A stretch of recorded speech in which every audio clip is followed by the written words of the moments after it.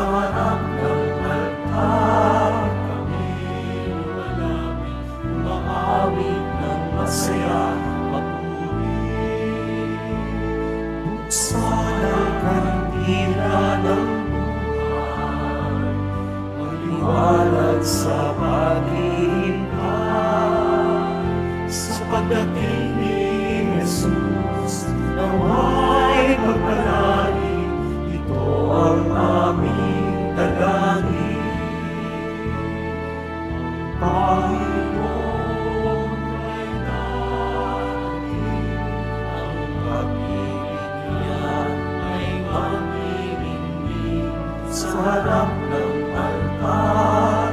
Kami lumalapit, umaawit ng masaya, papuri.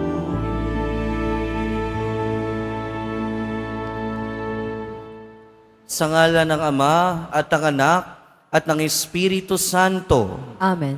sumainyo ang Panginoon. At sumayo rin. Mga minamahal kong kapatid, ngayong ikalawang linggo ng Adbyento, ipinakikilala sa atin ni Juan na siya maghahanda sa daan ng Panginoon. Siya ang simbolo at huwaran ng paghahanda sa panahong ito.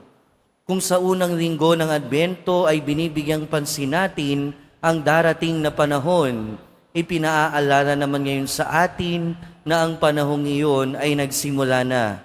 Tinawag ng paghahanda sa mga tao sa pagdating ng Mesiyas. Ang Mesiyas na ipakikilala pa lamang, ngunit nasa piling na rin nila.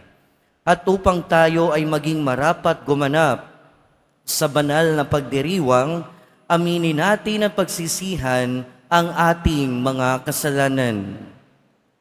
Inaamin ko Sa makapangyarihang Diyos at sa inyo mga kapatid, nalubha akong nagkasala sa isip, sa salita at sa gawa at sa aking pagkukulang. Kaya isinasamo ko sa mahal na Birheng Maria, sa lahat ng mga anghel at mga banal, at sa inyo mga kapatid, na ako'y ipanalangin sa Panginoong ating Diyos. kaawaan tayo ng makapangyarihang Diyos, patawarin tayo sa ating mga kasalanan at patnubayan tayo sa buhay na walang hanggan. Amen. Panginoon, kaawaan mo kami. Panginoon, kaawaan mo kami. Kristo, kaawaan mo kami. Kristo, kaawaan mo kami. Panginoon, kaawaan mo kami. Panginoon, kaawaan mo kami. Manalangin tayo. Ama naming makapangyarihan at maawain, sa aming pagsalubong sa iyong anak, huwag mong ipahintulot na maging hadlang ang aming mga pinagkakaabalahan. Turuan nawa kami ng kanyang karunungan, upang kami ay kanyang makapiling kasama mo at ng Espiritu Santo, magpasawalang hanggan. Amen. Magsiupo muna ang lahat.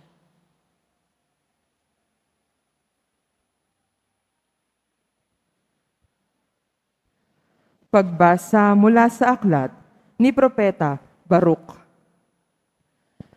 Jerusalem, hubarin mo na ang lambong ng panluluksa at isuot mo ang walang hanggang kaningningan ng Diyos. Ibalabal mo ang kaniyang katwiran at iputong mo sa iyong ulo ang korona ng kadakilaan ng Diyos na walang hanggan. Itatanyag kanya sa lahat ng dako. Tatawagin kang kapayapaang bunga ng katwiran at karangalan ng pagiging makadiyos. Jerusalem, tumindig ka at umakyat sa mataas na burol. Tingnan mo ang iyong mga anak na sa isang tawag lamang ng Diyos na banal ay natitipon mula sa silangan hanggang sa kanluran. Nagagalak sila pagkat hindi sila kinalilimutan ng Diyos. Bihag silang inagaw sa iyo at kinaladkad na palayo. Ngunit ngayoy ibinabalik sa iyong sakay sa kaluwalhatian, nawari nakaupo sa maharlikang trono. Iniutos ng Diyos na patagin ang matataas na bundok at walang hanggang burol. at tambakan ang mga lambak upang panatag na makabalik ang bayang Israel na puspos ng kadakilaan ng Diyos. Sa utos niya'y lilitaw ang maraming mababangong punong kahoy upang liliman ang Israel. Aakayin sila ng Diyos at babalik silang masaya sa pangangalaga ng kaniyang habag at katwiran at liligaya sa liwanag ng kaniyang walang hanggang kaningningan. Ang salita ng Diyos. Salamat sa Diyos. Gawa ng Diyos ay dakila, kaya tayo'y natutuwa. Gawa ng Diyos ay dakila, kaya tayo'y natutuwa. Nang lingapin tayo ng Diyos at sa Siyon ay ibalik ang nangyayaring kasaysayay parang isang panaginip.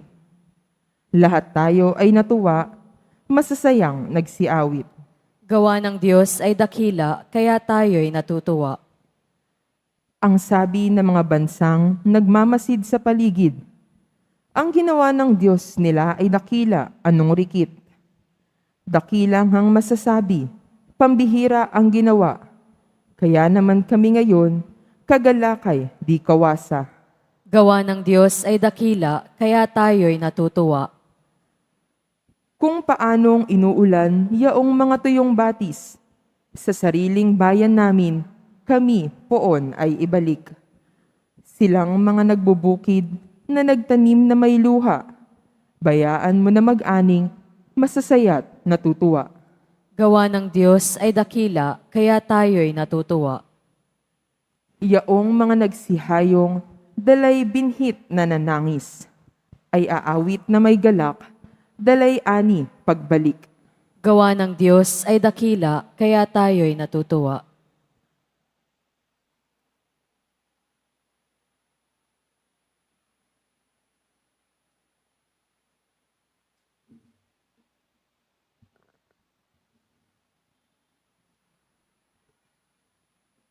Pagbasa mula sa sulat ni Apostol San Pablo sa mga taga-Filipos.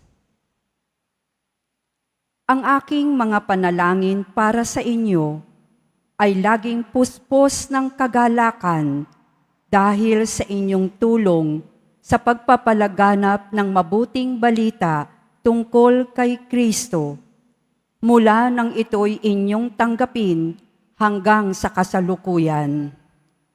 Tinitiyak ko sa inyong ang mabuting gawa na pinasimulan sa inyo ng Diyos ay Kanyang lulubusin hanggang sa araw ng pagbabalik ni Kristo Jesus. Nalalaman ng Diyos na ang pananabik ko sa inyo ay kasinlaki ng pagmamahal sa inyo ni Kristo Jesus. Idinadalangin ko sa Diyos na mag-ibayo ang inyong pag-ibig at masangkapan ng malinaw na pagkakilala at malawak na pagkaunawa upang mapili ninyo ang pinakamahalaga sa lahat ng bagay.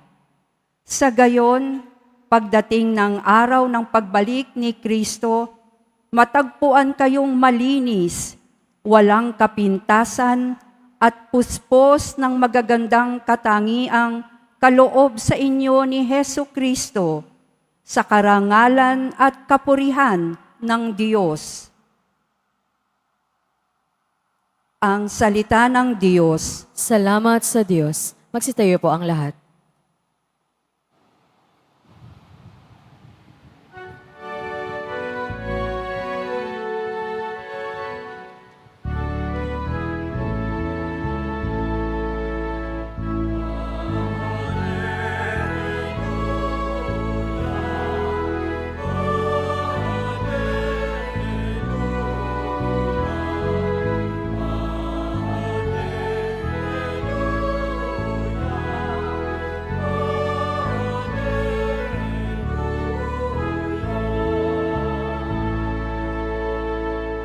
Daan ng poon, nariyan na.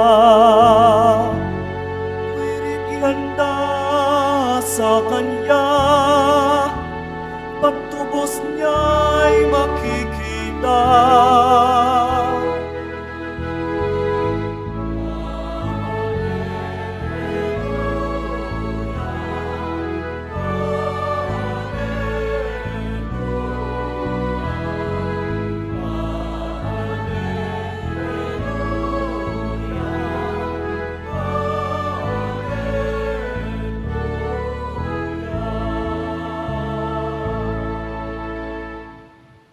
Sumainyo ang Panginoon. At sumayo rin. Ang mabuting balita ng Panginoon ayon kay San Lucas. Papuri sa iyo, Panginoon. 15 taon noon ng paghahari ni Emperador Tiberio. Si Poncio Pilato ang gobernador sa Judea, si Herodes ang tetrarka sa Galilea, at ang kapatid naman niyang si Felipe sa lupain ng Iturea at Traconite. Si Lisanias ang tetrarka ng Alibinia, sina Anas at Caifas naman ang mga pinakapunong saserdote noon. Nang panahong iyon, nasa ilang si Juan na anak ni Zacarias. Dumating sa kanya ang salita ng Diyos, kaya't nilibot niya ang mga lupain sa magkabilang panig ng Jordan at nangaral, "Pagsisihan ninyo talikdan ang inyong mga kasalanan at pabinyag kayo upang kayo'y patawari ng Diyos," wika niya. Sa gayoy natupad ang nasusulat sa aklat ni Propeta Isaías. Ito ang sabi ng isang sumisigaw sa ilang, "Ihanda ninyo ang daraanan ng Panginoon. Tuwiran ninyo ang kanyang mga landas. Tatambakan ang bawat lambak at titibagin ang bawat burol at bundok. Tutuwirin ang mga daang liku-liko at papatagin ang daang baku-bako. At makikita ng lahat ng tao ang pagliligtas na gagawin ng Diyos." Mga kapatid, ang mabuting balita ng Panginoon. Pinupuri ka namin, Panginoong Heso Kristo. Magsiupo muna tayong lahat. Magandang umaga po sa inyong lahat. At welcome po sa Minor Basilica National Shrine of Jesus Nazareno. Tayo ay nasa 2nd linggo na sa panahon ng Adbyento. At lalong umiigting ang paanyaya sa atin na maghanda sa pagdating ng ating Panginoon. Sa simula ng Ebanghelyo, napakaraming pangalan na narinig natin. At ang mga pangalan na ito ay yung mga tao na punong-puno ng impluensya noong panahon na yon. Ang totoo niyan, hindi naman talaga sa kanila related yung pangalan ni Juan Bautista. Related yung pangalan na Juan Bautista, walang iba kundi sa pangalan ng ating Panginoong Hesukristo. Pag sinabi natin Juan Bautista, alam natin na kadugtong yan lagi ng pangalang Hesukristo. Pero bakit ba nilagay dito yung pangalan ng mga emperador, pangalan ng mga punong pari, pangalan ng mga gobernador? Patunay ito na hindi lamang sa pananampalataya na buhay ang ating Panginoon at si Juan Bautista. Patunay na ito na totoo sa kasaysayan, totoong nangyari, totoong ipinanganak, totoong nagkaroon ng Juan Bautista at ng ating Panginoong Hesukristo. At narinig natin, sinabi dito, dumating sa Kanya ang salita ng Diyos. Dumating kay Juan Bautista ang salita ng Diyos. At si Juan Bautista ay hindi katulad ng mga nabanggit na gobernador at mga maimpluwensyang tao sa ating pagbasa na nakatira sa mga palasyo. Si Juan Bautista ay nasa disyerto. Ibig sabihin, sa disyerto dumating ang salita ng Diyos. At sa disyerto, nagmula din ang salita ng Diyos na nag-aanyaya na maghanda ang lahat. At ano yung mensahe ni Juan Bautista? 3 bagay, mga kapatid. 3 bagay. Ang pagbibinyag, ang pagbabago, at ang kapatawaran. Narinig natin sa ating ebanghelyo na si Juan Bautista ay nagbibinyag at nagsasabi, nagpapahayag ng pagsisisi sa lahat ng kasalanan. Ang pagbibinyag dito na sinasabi ay hindi yung pagbibinyag natin ngayon. Although merong pagkakapareho. Nung panahon na yon, si Juan Bautista ay nagbibinyag ng mga tao nagbubuhos ng tubig o naglulubog sa tubig bilang tanda ng kanilang pagbabago. At dito tayo dinadala nung binyag sa pagbabago. Dahil yung binyag, hindi naman yan magic.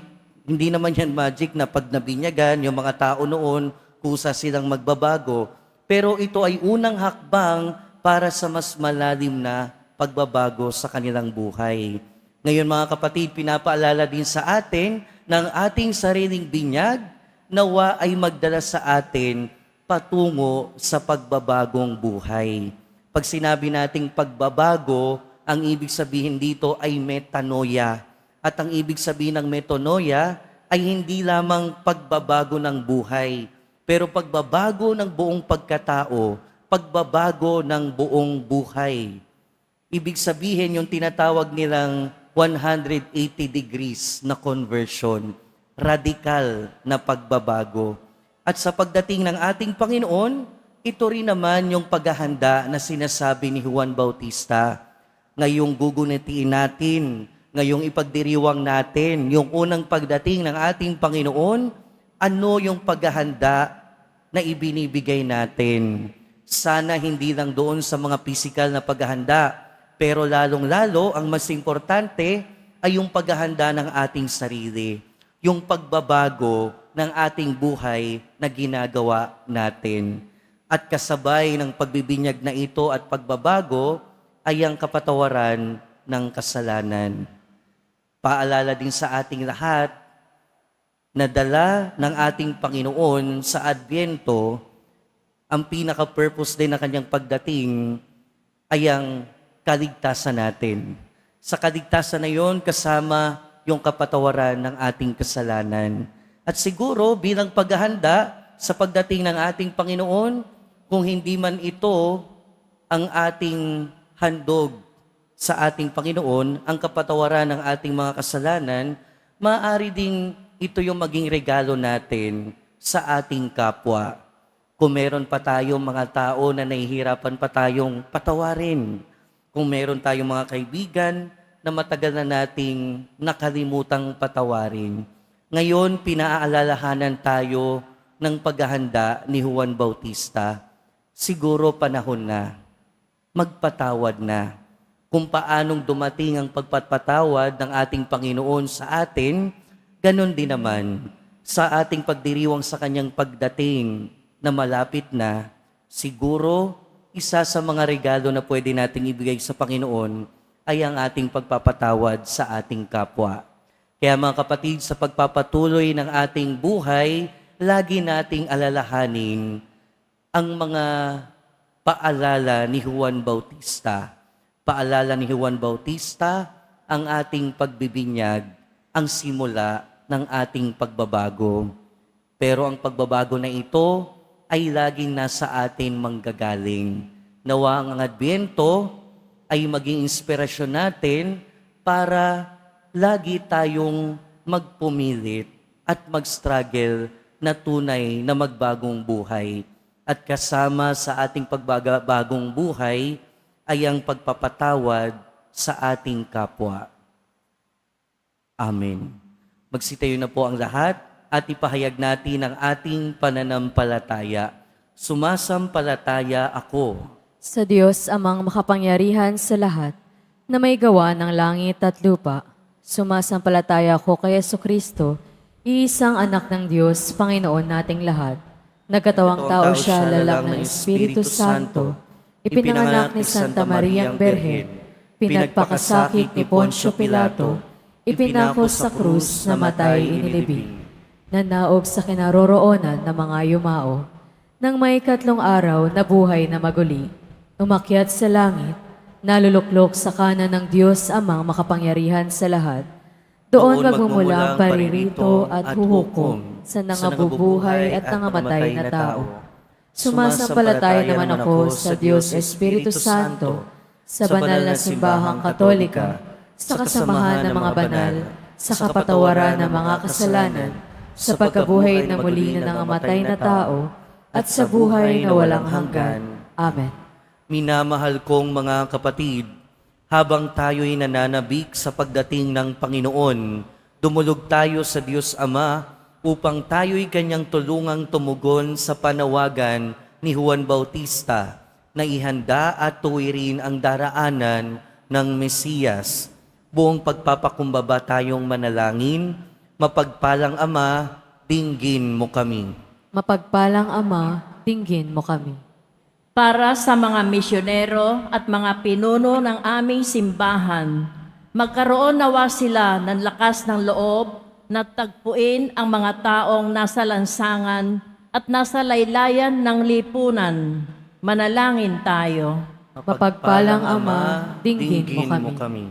Para sa mga namumuno sa aming pamahalaan at yaong mayroong katungkulan sa aming pamayanan, tupdin nawa nila lagi ang kalooban ng Diyos sa pamamagitan ng pagpatag ng kanilang mga personal na hangarin, korupsyon, dahas at pagkamuhi. Manalangin tayo. Mapagpalang Ama, dinggin mo kami. Para sa mga may sakit, makatagpo nawa sila ng kagalingan at espiritual na paglago sa salita ng Diyos at hapag ng Eukaristiya. Manalangin tayo. Mapagpalang Ama, dinggin mo kami. Para sa mga may kapansanan at yaong mga nagdurusa, makasumpong nawa sila ng kasiyahan at karagdagan lakas sa iyo, O Diyos, sa gitna ng kanilang sakit at paghihirap sa buhay. Manalangin tayo. Mapagpalang Ama, dinggin mo kami. Para sa mga yumao naming kapatid, matamasa nawa nila ang kagalakan sa piling ni Kristo, mga anghel at mga banal, sa piging ng kanyang kaharian sa langit. Manalangin tayo. Mapagpalang Ama, dinggin mo kami. Diyos Ama naming nasa langit, patagin mo ang aming kaloobang mapagmataas upang tuluyang maghari sa amin ang iyong pag-ibig at pagpapatawad habang malugod kaming nananabik at naghihintay sa pagdating ni Jesukristong anak mo at aming Panginoon, ngayon at magpa sa walang hanggan. Amen. Magsiyo po muna ang lahat.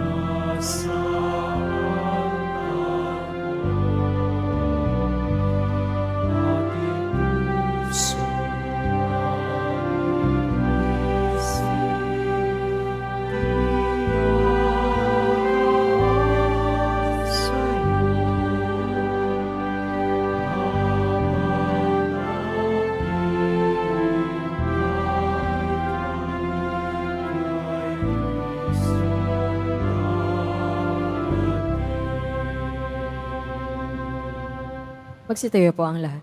Manalangin kayo mga kapatid upang ang paghahain natin ay kalugdan ng Diyos amang makapangyarihan. Tanggapin nawa ng Panginoon itong paghahain sa iyong mga kamay, sa kapurihan niya at karangalan, sa ating kapakinabangan at sa buong sambayanan niyang banal. Ama naming lumikha, kalugdan mo ang aming mga panalangin at alay sa anumang kakulangan ng aming abang na kayanan, naway ang pag-ibig mo ang magbigay kapupunuan sa pamamagitan ni Jesucristo kasama ng Espiritu Santo, magpasawalang hanggan. Amen.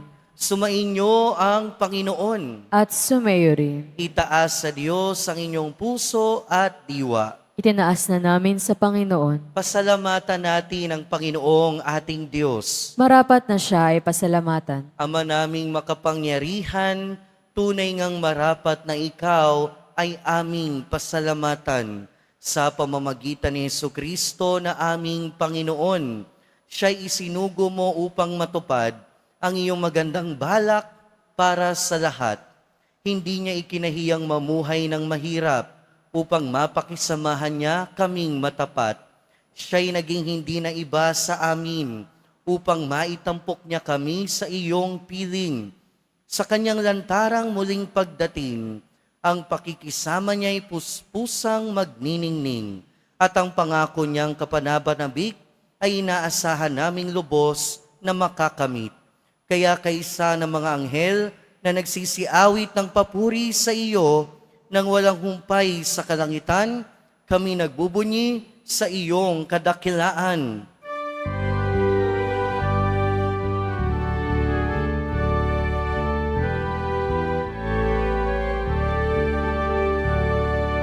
Santo, Santo, Santo, Panginoon Diyos ng mga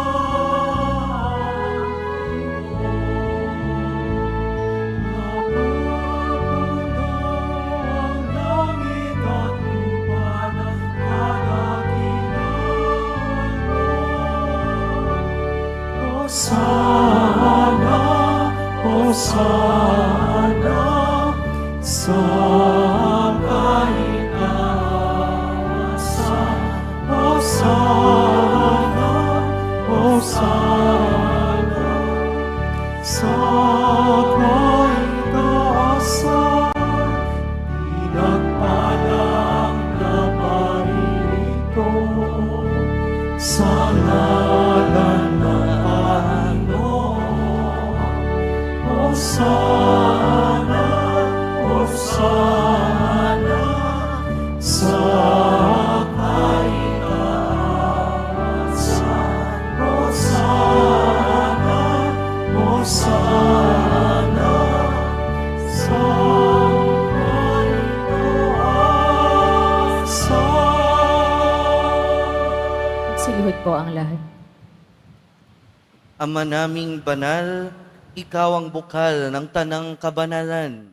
Kaya't sa pamamagitan ng iyong Espiritu, gawin mong banal ang kaloob na ito upang para sa aming maging katawan at dugo ng aming Panginoong Hesukristo. Bago niya pinagtiis ang kusang loob na maging handog, hinawakan niya ang tinapay, pinasalamatan kanya, pinaghati-hati niya iyon, iniabot sa kanyang mga alagad at sinabi, "Tanggapin ninyong lahat ito at kanin. Ito ang aking katawan na ihahandog para sa inyo."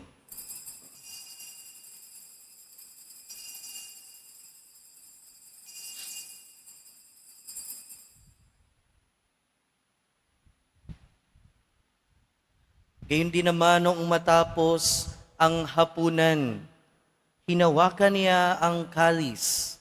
Muli kanyang pinasalamatan. Iniabot niya ang kalis sa kanyang mga alagad at sinabi, "Tanggapin ninyong lahat ito at inumin. Ito ang kalis ng aking dugo, ng bago at walang hanggang tipan. Ang aking dugo na ibubuhos para sa inyo at para sa lahat, sa ikapagpapatawad ng mga kasalanan. Gawin ninyo ito sa pag-alala sa akin."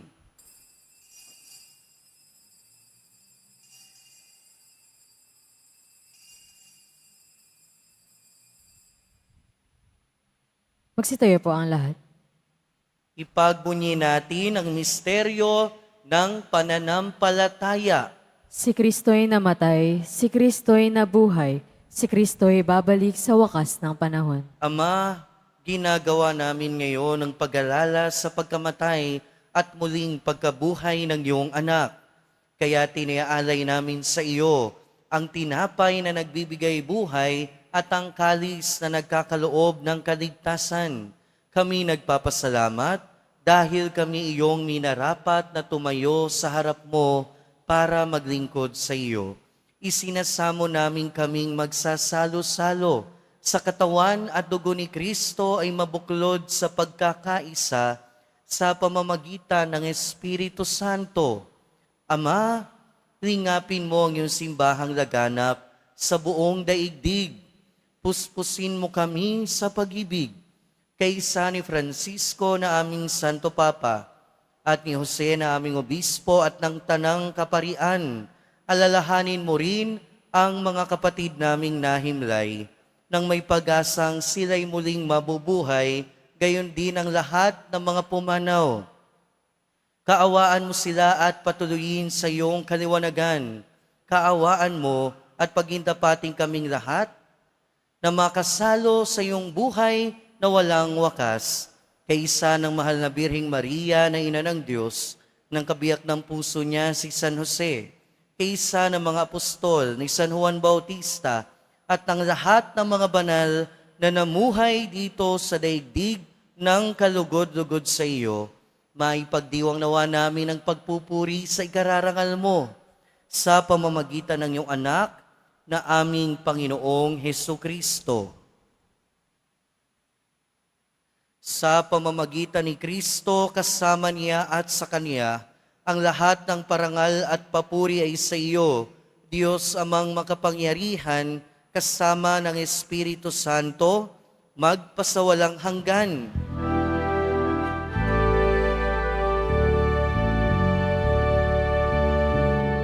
Amen.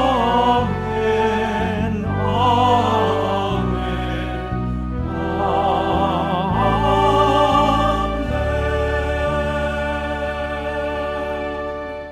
Sa tagubilin ng mga nakagagaling na utos at turo ni Jesus na Panginoon natin at Diyos, ipahayag natin ng lakas loob.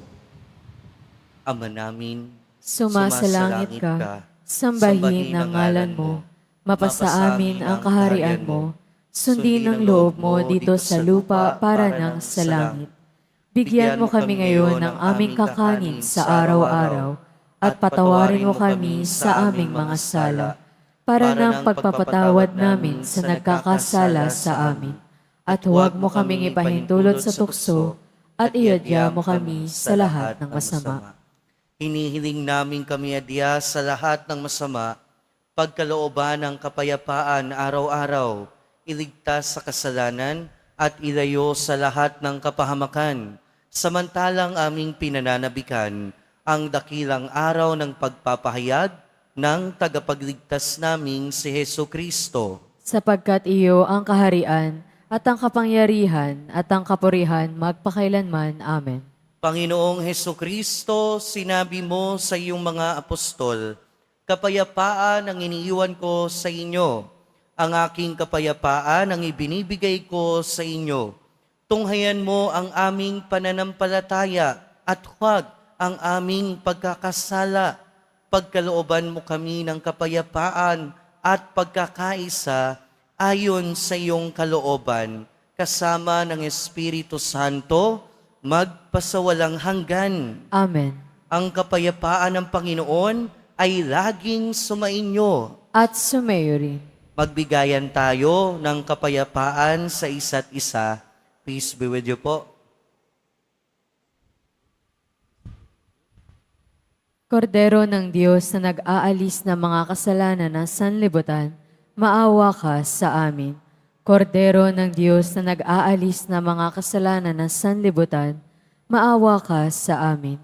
Kordero ng Diyos na nag-aalis ng mga kasalanan ng sanlibutan, ipagkaloob mo sa amin ang kapayapaan.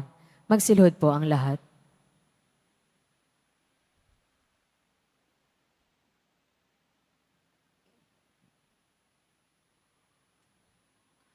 Ito ang kordero ng Diyos. Ito ang nag-aalis ng kasalanan ng sanlibutan. Mapalad ang mga inaanyayahan sa kanyang piging. Panginoon, hindi ako karapat-dapat na magpatuloy sa iyo, ngunit sa isang salita mo lamang ay gagaling na ako.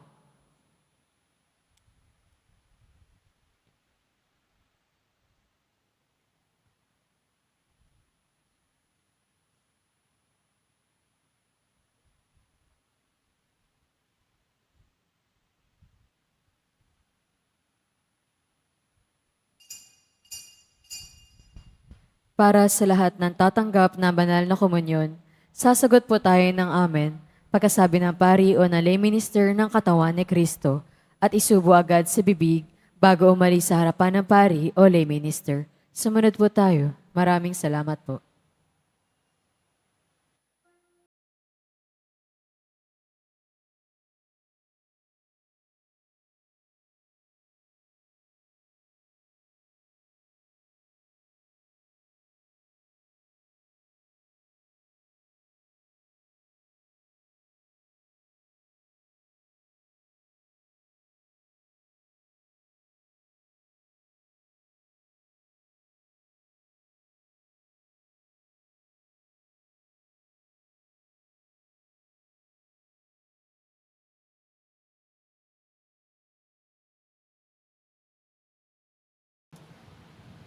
Magsitayo po ang lahat.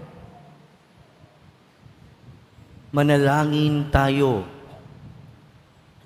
Ama naming mapagmahal, kaming pinapakinabang mo sa iyong banal na salo-salo ay turuan mong kumilala sa layunin ng iyong mga nilikhang bagay na dapat naming gamitin upang kami ay sumapit sa iyong piling sa pamamagitan ni Jesucristo kasama ng Espiritu Santo magpasawalang hanggan. Amen.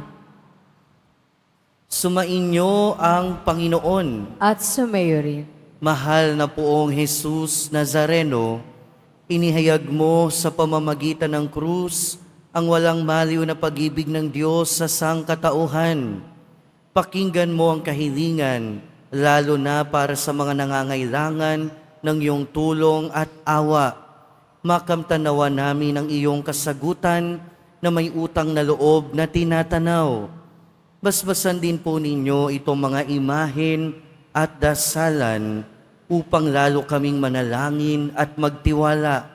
Sa pamamagitan ng bendisyon na ito, naway lalo kaming maging mapaglingkod, masunurin at tapat sa iyo na aming maluwalhating Panginoon, magpasawalang hanggan. Amen. At pagpalain kayo ng makapangyarihan at mahabaging Diyos, Ama, Anak, at Espiritu Santo. Amen. Humayo kayong taglayang kapayapaan ng poong Jesus Nazareno. Salamat sa Diyos.